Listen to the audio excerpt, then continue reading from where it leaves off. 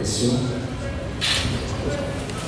Vous savez aussi bien que nous que la bonne foi est présumée. Donc, au sortir de l'accord politique global, nous estimions qu'il fallait aborder cette présomption de bonne foi à Fort-Mercier. Donc, il fallait suivre jusqu'au bout et s'assurer à un moment donné qu'il n'a pas envie de créer les réformes. Et à partir de ce moment où on aura établi sa mauvaise foi, on pourra entreprendre toute action, c'est ce que nous sommes en train de faire. Donc, médecin après la mort, je ne crois pas. De quels moyens disposons-nous?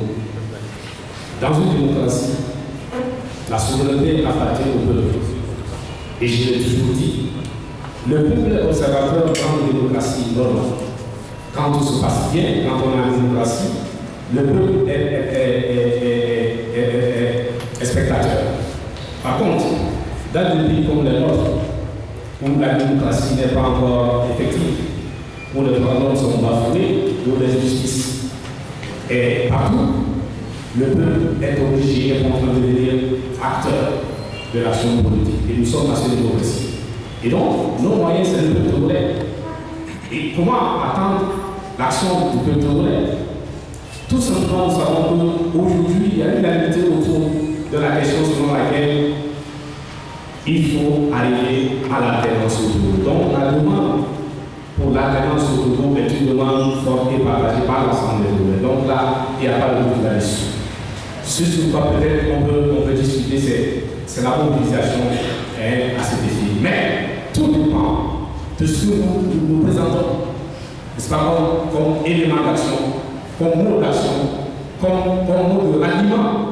Et comme nous savons que le peuple aspire à l'alternance, je crois que le peuple ne se trouvera pas à ce niveau.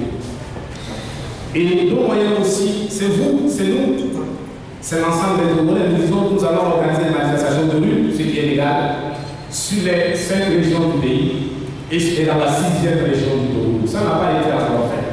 C'est-à-dire qu'au même moment où les Togolais manifestent sur le territoire national, à l'étranger, c'est-à-dire aux États-Unis et en Europe, les manifestations simultanées sont organisées. Ça n'a pas été encore fait. Et nous pensons que nous allons le mettre en œuvre cette fois-ci. J'ai entendu une question qui dit qu'est-ce qui passe? Mais j'ai entendu aussi beaucoup de gens parler de mobilisation. Que le peuple est démobilisé. S'il passe, ça veut dire que le peuple est démobilisé par rapport à notre action. Mais ce que nous oublions, c'est que la même démobilisation va frapper le scrutin prochain. Alors du coup, on se concentrera sur le pourcentage par lequel le prochain président de la République va être élu. C'est ça la question.